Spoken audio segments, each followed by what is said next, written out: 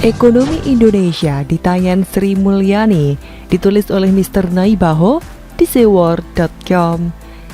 Halo, selamat menyaksikan channel Tanda Seru.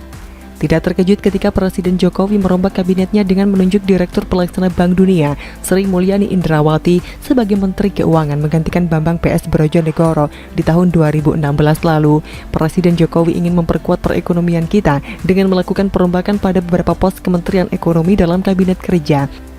Direktur Eksekutif Perkumpulan Prakarsa Ahmad Tuhan kala itu menjelaskan, dalam pandangannya ini tidak jauh dari alasan ingin menunjukkan betapa bagusnya tim ekonomi Indonesia. Ingin menunjukkan ke sektor swasta dan dunia internasional bahwa tim ekonomi Indonesia bagus dan Sri Mulyani adalah best of the best in our country, kata Maftuhan kepada Kompas.com Rabu 27 Juli 2016. Dengan demikian, ada kecenderungan pemerintah dan presiden pun ingin membangun ekspektasi dan sentimen positif.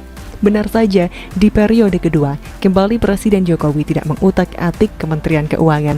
Beliau tetap mempercayakan ekonomi Indonesia di tangan Sri Mulyani. Tanggung jawab dan rasa kecintaan kepada publik Indonesia menjadi alasan Sri Mulyani tetap berada di kursi Kementerian Keuangan.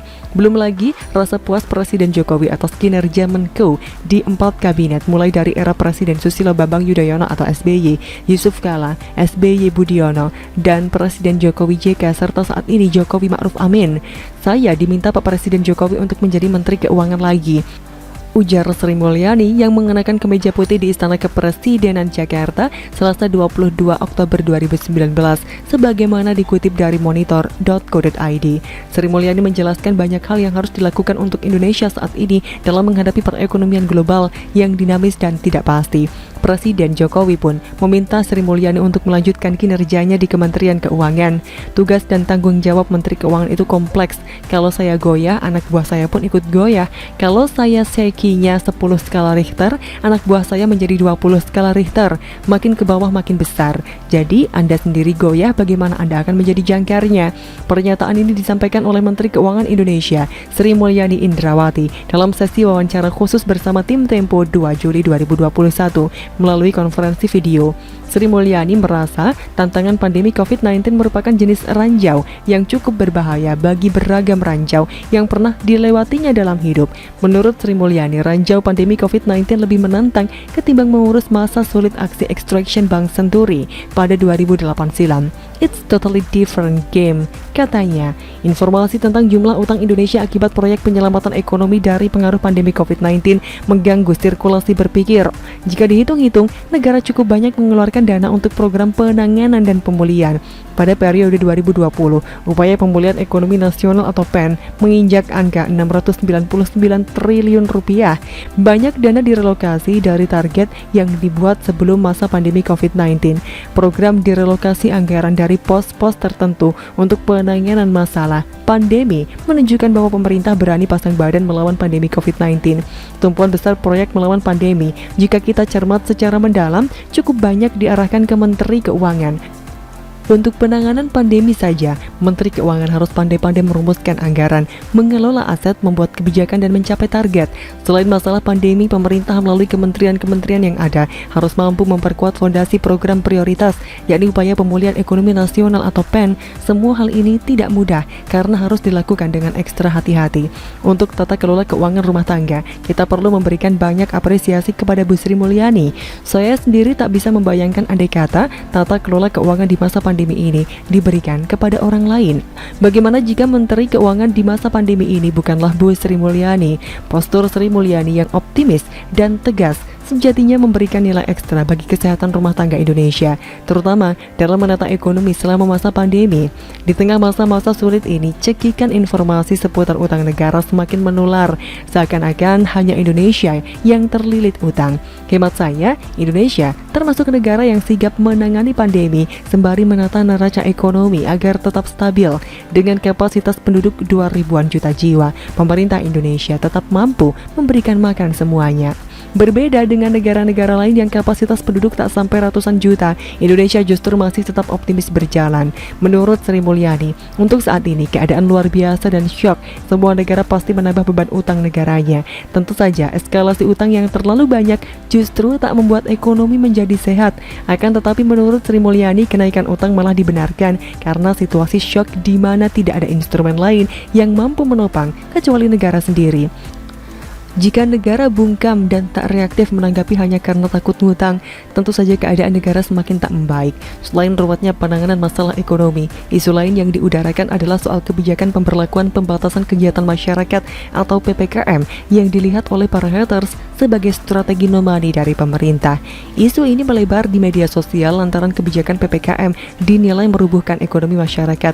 Banyak warga, terutama para pelaku usaha, menentang kebijakan PPKM karena bertentangan dengan semangat Program Pemulihan Ekonomi Nasional atau PEN. Lalu bagaimana Bu Menteri Sri Mulyani menanggapi ini? Menurut Sri Mulyani, PPKM darurat punya kaitan erat dengan target penyerapan anggaran. Sejauh ini anggaran yang dicairkan untuk pos-pos penanganan masih belum terserap seluruhnya. Lagi-lagi kendalanya ada pada crossing check data yang selalu berubah. Di pojok Menteri Sosial yang ditangani Bu Tri Risma hari ini, masih banyak anggaran yang belum terserap dengan baik. Misalkan, program Keluarga Harapan atau PKH yang targetnya 10 juta orang hingga Juni 2021 baru 9,9 juta. Hal lainnya misalkan program Kartu Sembako yang dianggarkan untuk 18,8 juta keluarga sampai Juni 2021 baru 15,9 juta. Tempo 11 Juli 2021. Jadi, penyerapan anggaran sesuai target sebetulnya membantu program-program lain dari pemerintah dalam perang melawan pandemi COVID-19. Upaya pemerintah sebetulnya sangat berotot, bantuan sosial sangat berlapis-lapis. Tinggal bagaimana kita mengelolanya demi keseimbangan neraca rumah tangga kita masing-masing. Kadang ada yang ngotot karena usaha tidak laku dan ekonomi rumah tangga ambruk. Hal ini bisa saja dipicu oleh data-data tidak valid terkait sasaran bantuan yang disalurkan oleh Kementerian Sosial. Buktinya, pihak Kementerian Sosial tetap berusaha memperbaiki data target mereka yang seharusnya mendapatkan bantuan dan mengularnya antrian laporan pengaduan terkait bantuan yang tak tepat sasaran.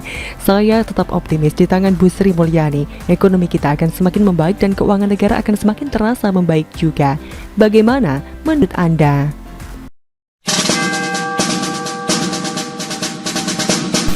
Keras kritik pesawat RI-1 dicat, tapi saat Gubernur Sumbar beli mobil dinas baru PKS mingkem. Ditulis oleh Ferry Padli di seaword.com. Halo, selamat menyaksikan informasi dari channel Tanda Seru. Yang namanya partai, mau dia disebut partai dakwah, belum tentu juga adil. Mungkin ini juga yang menjadi alasan kenapa Cak Nur kala itu pernah bilang, Islam yes, partai Islam no. Contohnya saja PKS. Tentu masih segar di ingatan kita kalau partai ini beberapa waktu yang lalu keras banget mengkritik pengecatan ulang pesawat kepresidenan seperti yang disampaikan oleh Wasekjen PKS Ahmad Fathul Bari. Tanpa tedeng aling-aling ia mengatakan pemerintah tidak peka terhadap kondisi pandemi.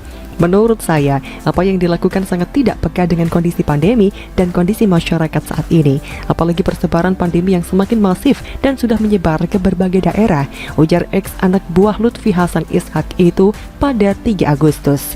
Fathul juga menuding pengecatan pesawat presiden tersebut mengisyaratkan bahwa pemerintah membiarkan rakyat bertarung sendiri melawan pandemi corona. Padahal bansos untuk masyarakat seperti PKH, bantuan sembako dan lain-lain tidak berkurang sedikit pun dengan adanya pengecatan pesawat itu, malah ditambah dengan bantuan beras PPKM darurat.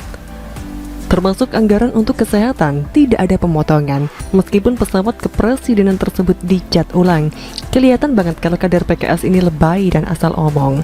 Begitupun dengan kader PKS lainnya, Mardani Alisera. Doi mengatakan bahwa pengecatan pesawat presiden tersebut sangat tidak bijak, apalagi menghabiskan anggaran sebesar 2 miliar rupiah. Mengecat pesawat kepresidenan di masa pandemi tidak bijak. Pemimpin mesti punya standar moral dan etika yang betul-betul lembut dan mudah terenyuh, ujar Mardani yang belagak seperti orang paling bijaksana sedunia. Tapi lucunya, ketika mantan presiden PKS korupsi 1,3 miliar rupiah, dia diam saja. Giliran pesawat presiden dicat ulang warna merah putih pada nyinyir. Padahal sudah dijelaskan bahwa kenapa pesawat RI-1 itu dicat ulang, yakni demi untuk menyamakan dengan warna bendera negara kita merah putih dan dalam rangka memperingati HUT RI ke-76. Lagian juga pesawat itu sudah 7 tahun kok nggak didandani, masa warnanya itu saja? Bosan juga melihatnya. Sebenarnya penulis bertanya-tanya di sini, kenapa PKS mengkritik pengecatan ulang pesawat itu? Apa tujuannya? Apakah mendukung Partai Demokrat ataukah hanya untuk pencitraan belaka? Karena kalau Partai Demokrat menolak pesawat itu dicat ulang, tujuannya jelas, yakni untuk mempertahankan warna biru di pesawat tersebut yang senada dengan warna partai berlambang bintang Mercy itu. Hanya saja kelihatannya kenapa PKS mengkritik pesawat dinas Jokowi itu dicat ulang demi untuk menaikkan citranya saja di mata para oposisi. Jadi seolah-olah PKS partai yang paling peduli terhadap masyarakat yang terdampak pandemi COVID-19. Tapi apa yang terjadi? Terakhir PKS sendiri yang kena getahnya. Baru-baru ini Gubernur Sumbar dan wakilnya Mahyildi Ansarullah dan Audi Joynaldi sedang ramai dibicarakan netizen. Pasalnya kedua orang pejabat itu membeli kendaraan dinas baru dengan harga fantastis di tengah pandemi corona yang masih melanda Provinsi Sumbar. Adapun kendaraan yang dibeli itu adalah Pajero yang dipakai oleh gubernur dan Hyundai Palisade yang dipakai oleh Wagub. Hingga giliran DPRD Sumbar yang mengkritik langkah gubernur dan wakil gubernur tersebut. Sungguh tak elok dan tak pantas dalam kondisi sekarang melakukan pengadaan mobil dinas. Alasannya mobil lama rusak. Memangnya gubernur hanya punya satu mobil? Cek di garasinya. Tak masuk akal alasan yang dipakai, ujar anggota DPRD Sumbar yang juga politisi Partai Demokrat Nofrizon. Pertanyaannya, Gubernur dan Wagub Sumbar beli mobil dinas senilai miliaran rupiah itu apakah juga dikritik keras dari Mardani dan Ahmad Fathul Bari? Tidak sama sekali Farguso, mereka pada mingkem pura-pura tidak tahu. Tidak pelak netizen pun turut mempertanyakan. Gubernur Sumbar beli mobil dinas 2 miliar di tengah pandemi. Kok Kadrun dan PKS pada mingkem ya? Seakan jadi buta dan tuli, jadi berasa tertampar partai sendiri ya Drun. Pengen tahu tanggapan dari Mardani serta apa ya? Ini kader PKS loh Pak, cuit pemilik akun Twitter @gladys_lagiwoy. Saya sangat menunggu para penyinyir pengecatan baru pesawat Kepresidenan RI dengan biaya yang tak sampai 2M untuk memberikan komentar tentang pembelian mobil mewah Gubernur Sumbar ini. Ayo dong tunjukkan kalian objektif dan jujur, bukan manusia munafik yang sok jujur. PKS dan PD monggo, ujar ex-politisi yang juga aktif di Twitter Ferdinand Hutaheyan. Koplaknya meskipun sudah disindir oleh banyak netizen, Mardani dan kawannya masih juga bungkam. Seolah-olah lagi kena sariawan. Emang enak senjata makan tuan. Islam yes, partai korupsi sapi no. Bagaimana menurut Anda?